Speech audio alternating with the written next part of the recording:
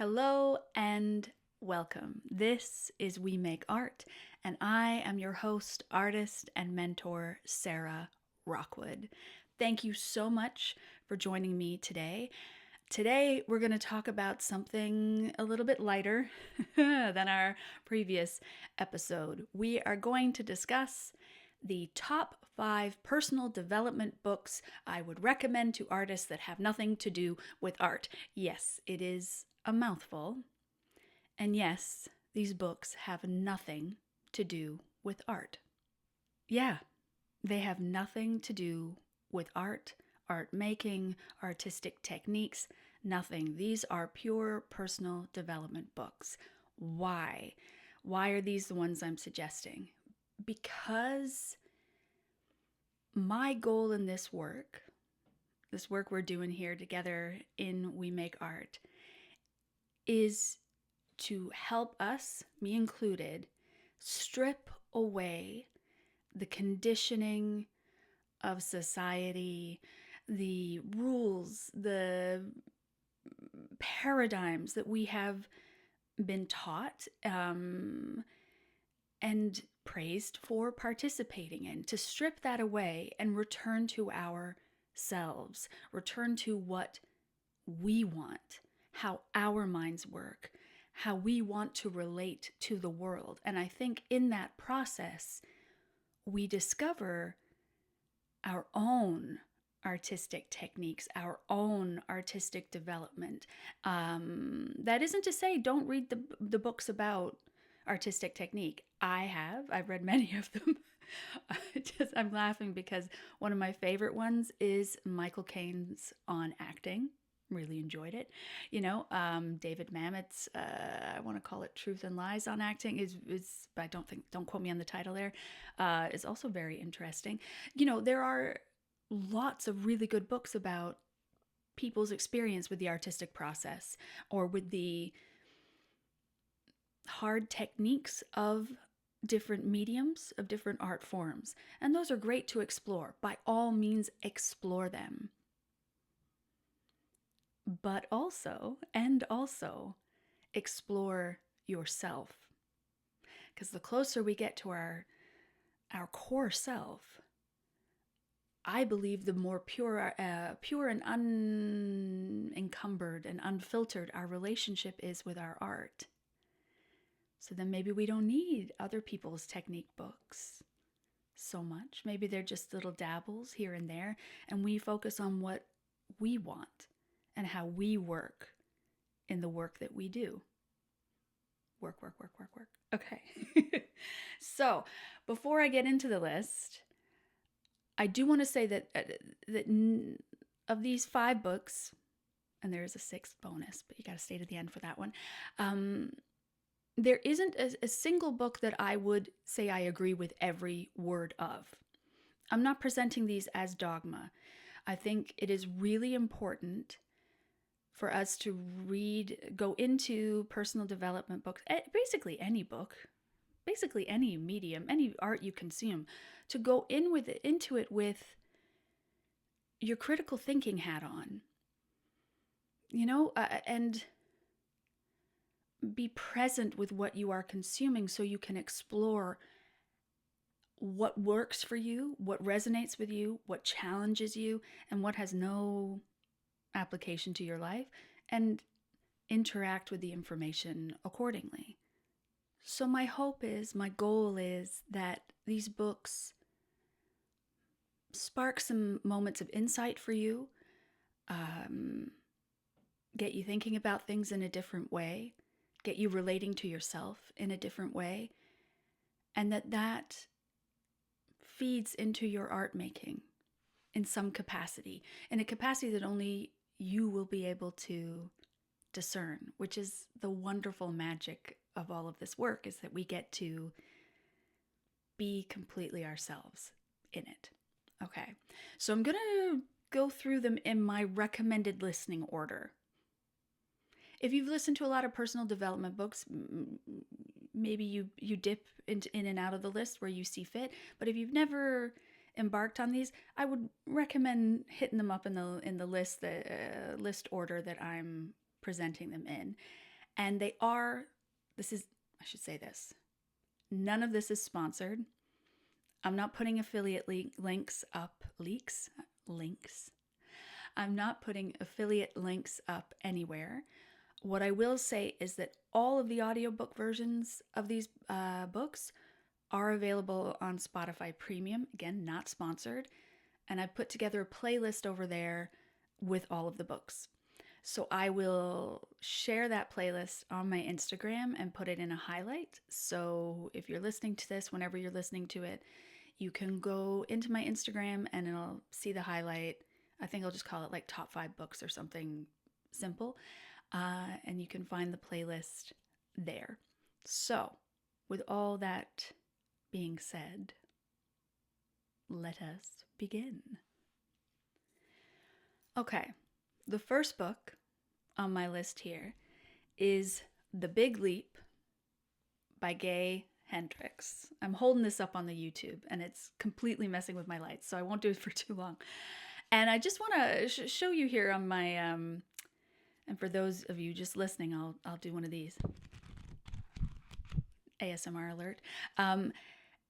There are more, it looks like there are more tabs and post-its in this book and highlighted sections than book itself. Like I went hard on this book because it was the first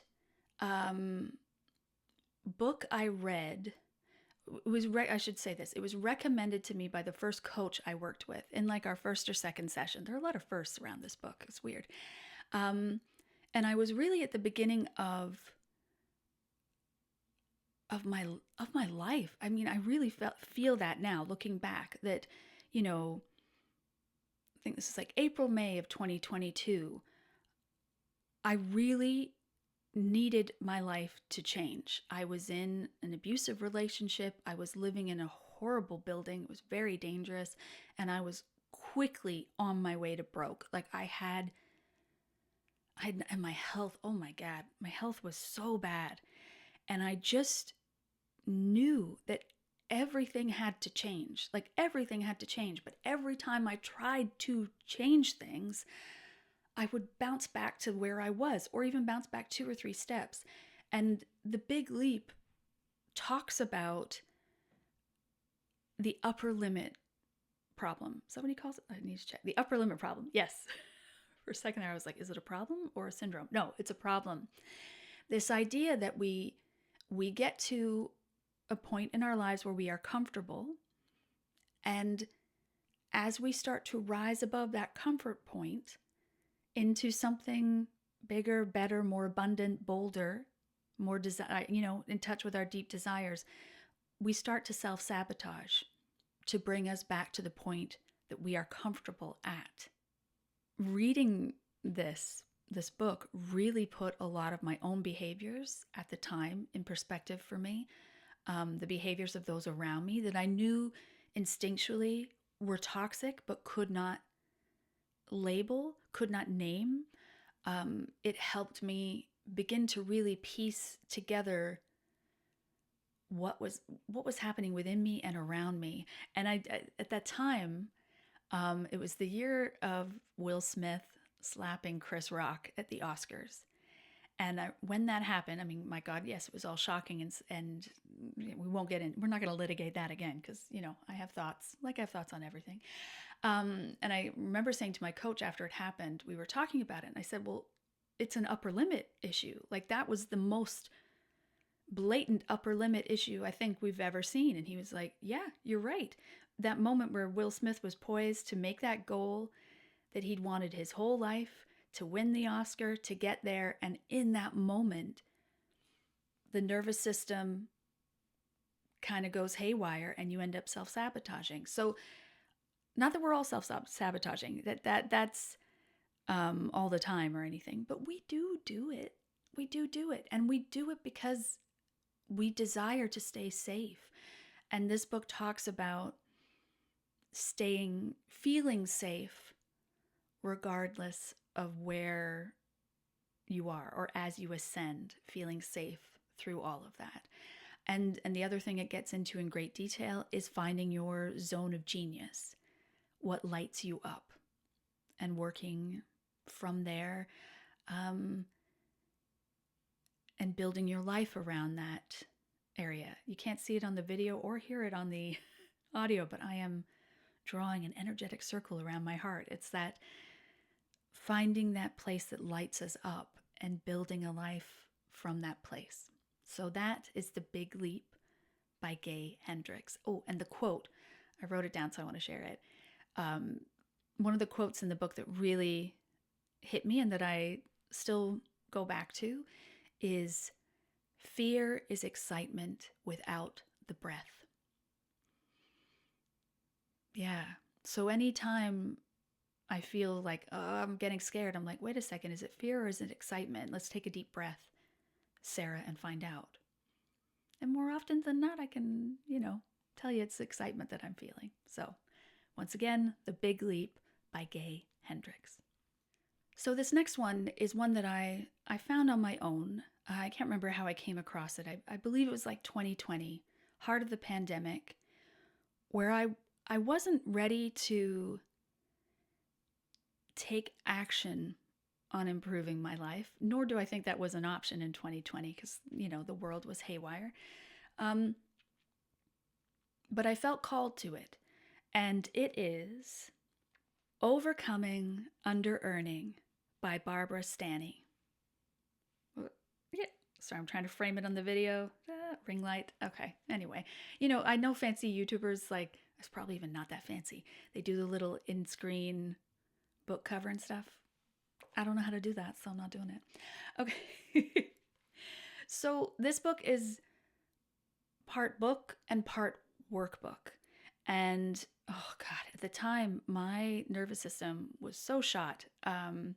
Although I would recommend this at any point in time, I would listen to the audiobook while reading the book and filling out the exercises.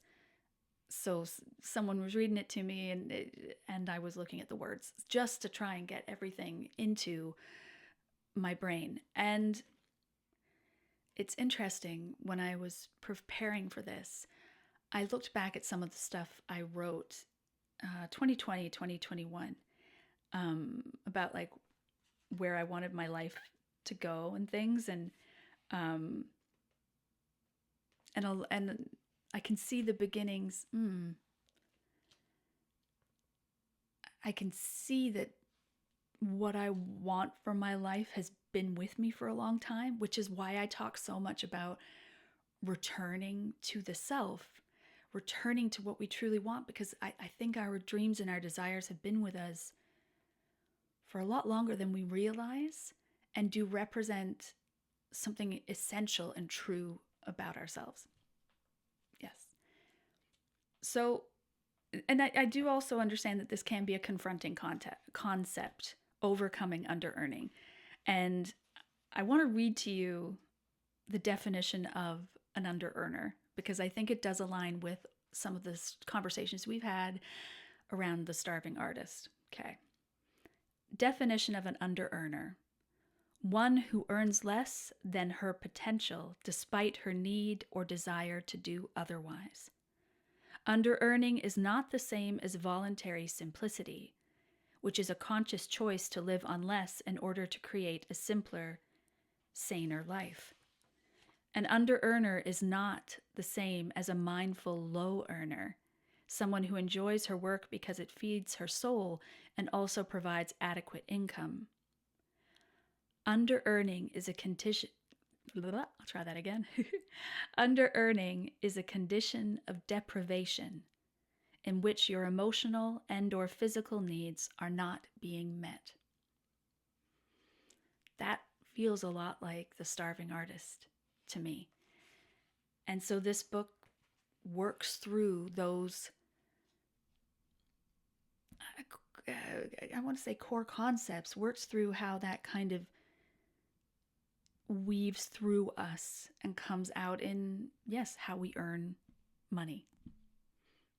So it uses life coaching style questions to get us to explore our relationship with money, which is pretty powerful stuff. I mean, we interact with money all the time. So to avoid it is to avoid a huge part of society, our societal experience. something like that. To avoid money is to avoid a big part of life. So, Overcoming Under-Earning by Barbara Stanny, an excellent book to begin the exploration of how you relate with money.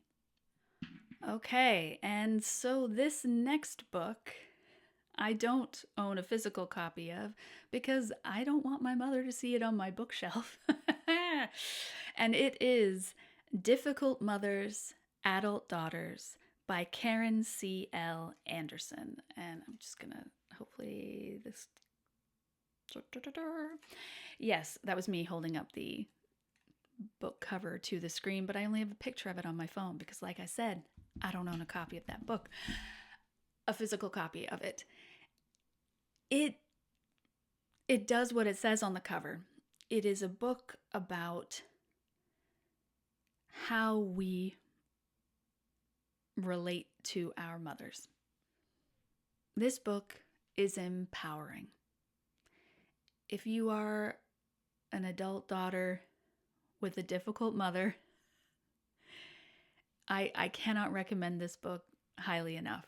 I'm in the middle of my third or fourth, I think it's my fourth listen to this book.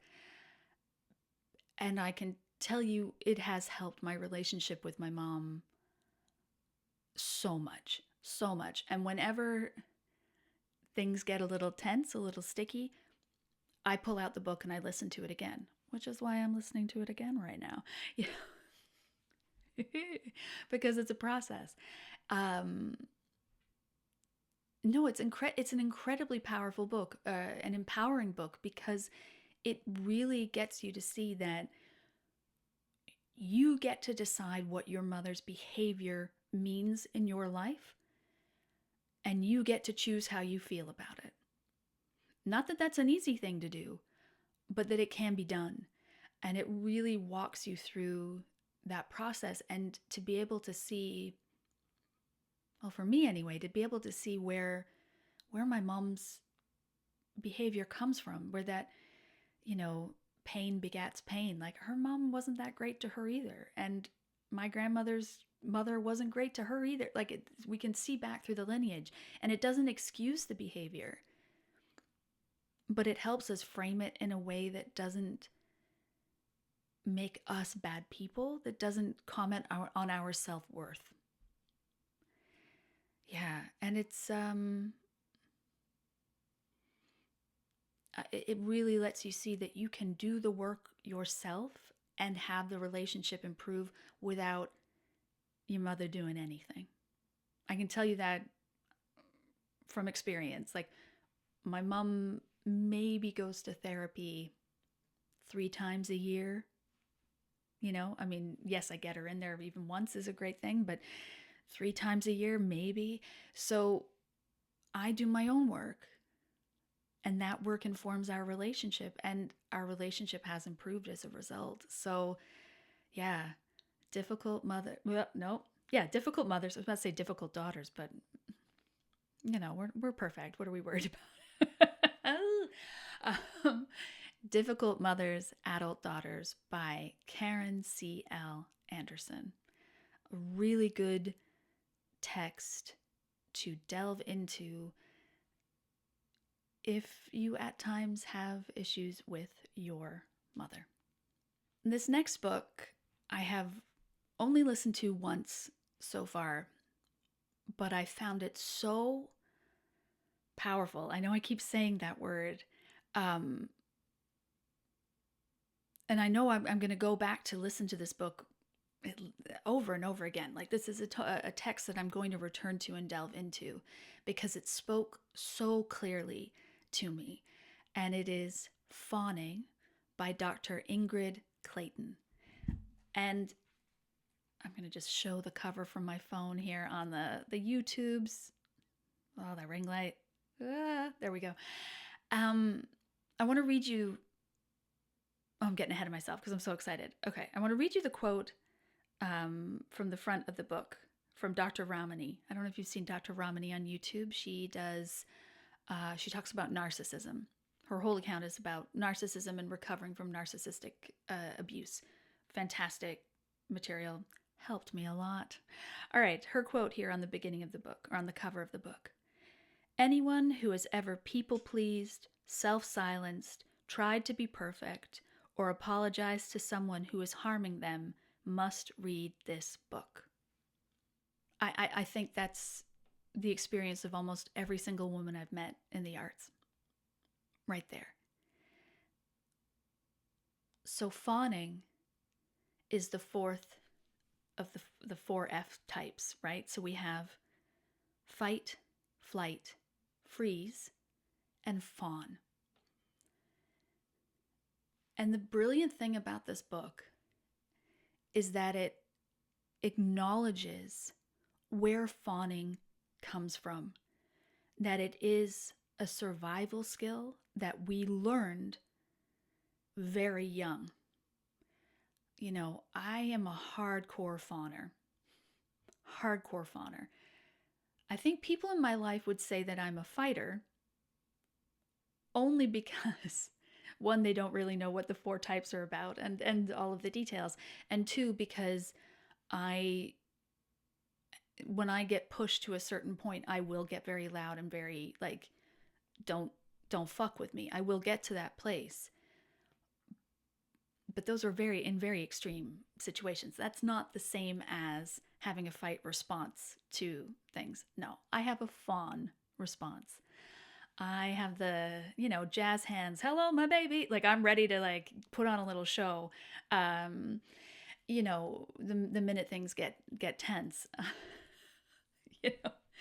And I know a lot of us in this world, a lot of us listening to this podcast are in that same place. And in addition to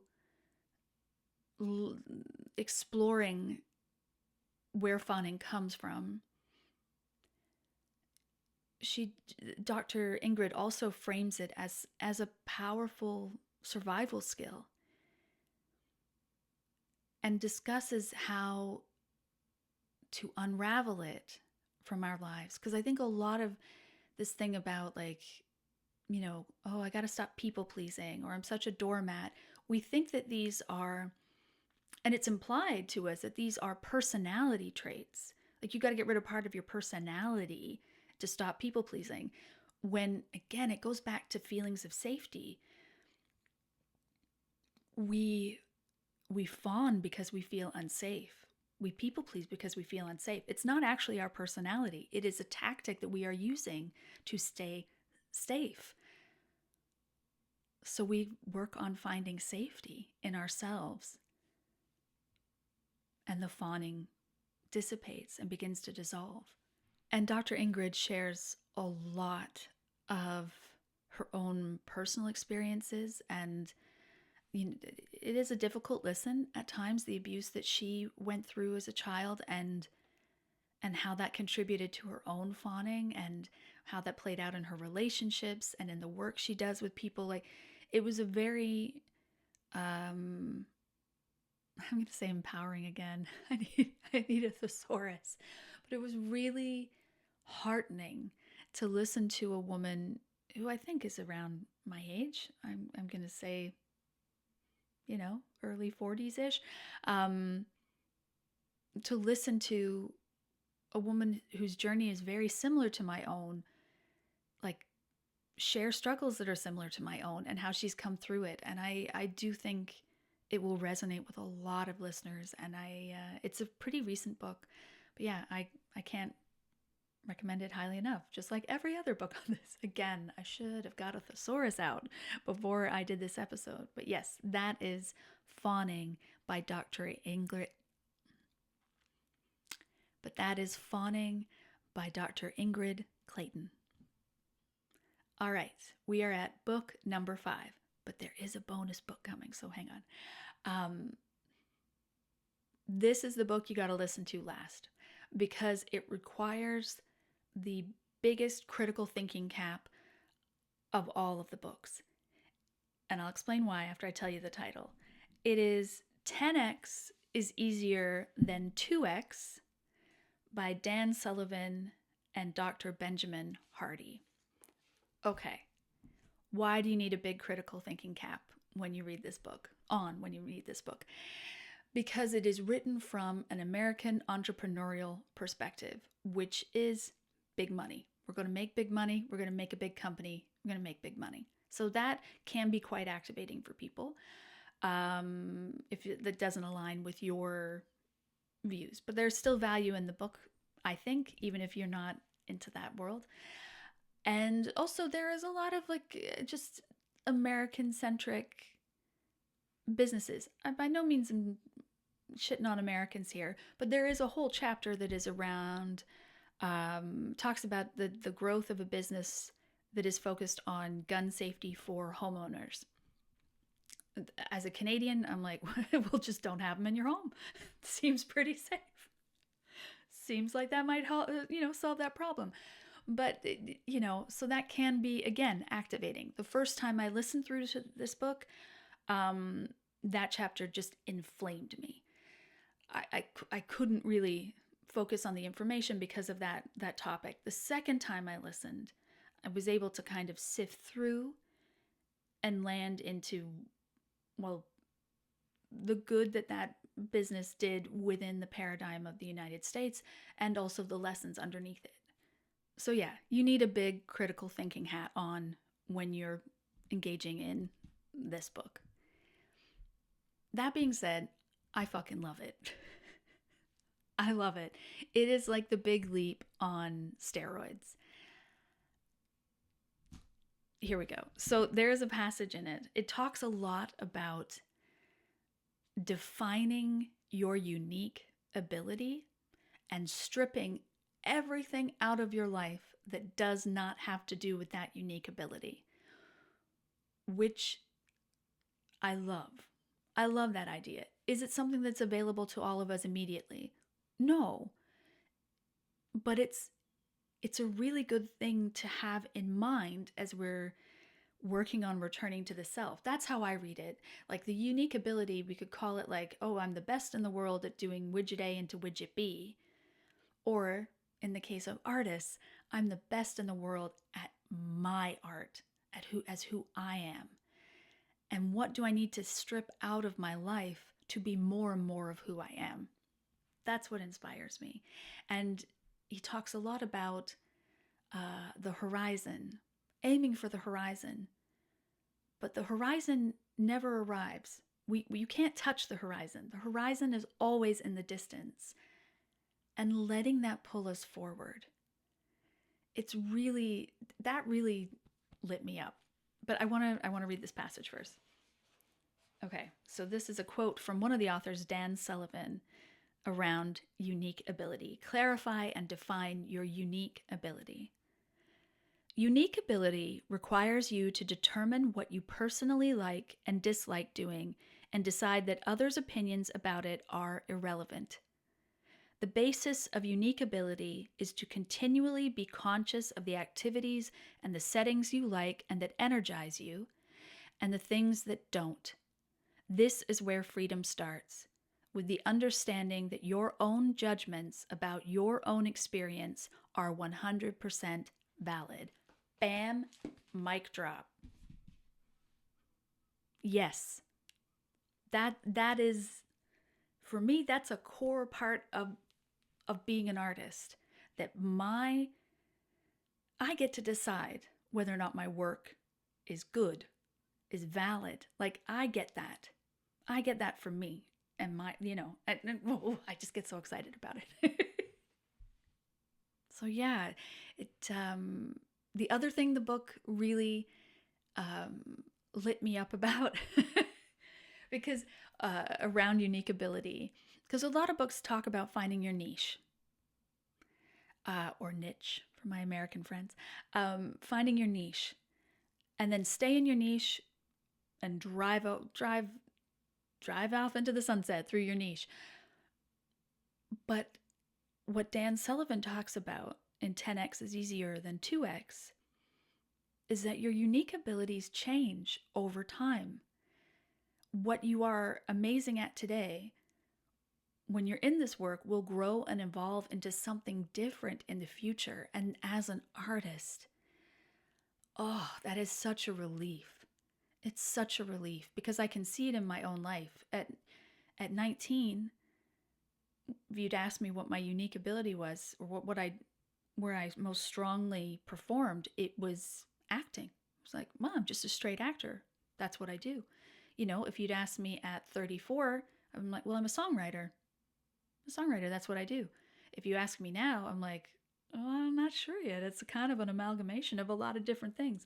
Like, that's where I'm excited about books like this, because it gets me to really look at where I am in my life, where I want to be in my life, and what's the ooey goodness, that ooey gooey, that's what I was trying to say, the ooey gooey goodness that's going to take me there and let me enjoy the pleasure of the journey as well. So that is 10x is Easier Than 2x by Dan Sullivan and Dr. Benjamin Hardy. Okay, this last one is for my woo-woo girlies, for the spiritual girlies, which I count myself among. And it is You Were Born for This, Astrology for Radical Self-Acceptance by Chani Nicholas. And if you're watching this on YouTube, you can see the unicorn bookmark I colored in like 2 years ago. Ah, dear. Yeah, astrology isn't for everyone, and I'm by no means an expert in astrology, and I by no means say that you must know astrology. For me, my experience with it is that once I started to pay attention to what the planets were doing and how it related to my full birth chart, my life got easier. That's just my experience with it. That's just my experience. I have used astrology to not to make decisions on my life. Like, I know what I'm not looking to the stars to decide like what I'm going to actually do. But if it comes to like when to launch a project, when to have a difficult conversation, I will look at the astrology and see what is coming up, what will make it easier. If the planets are going to do a certain thing on a certain date that would align better with launching a new course, well then why don't I just move the launch a week later and do it on that date? And the more I do those kinds of things in my life, the more and pay attention to the phases of the moon, the easier life gets for me. That is my experience with it. And for me, really understanding my sun, my moon, and my rising signs has been a game changer for my understanding of myself. Because I am a Pisces, right? I'm a Pisces. But I don't present in a quote unquote typical, I'm doing air quotes, Pisces fashion. Like I'll say to people I'm a Pisces and they'll be like, no, you're not. I'm like, I think I fucking know what I am. And then they're like, well, you wouldn't swear if you're Pisces. I'm like, okay. And I didn't really understand where like my fiery core comes from, or my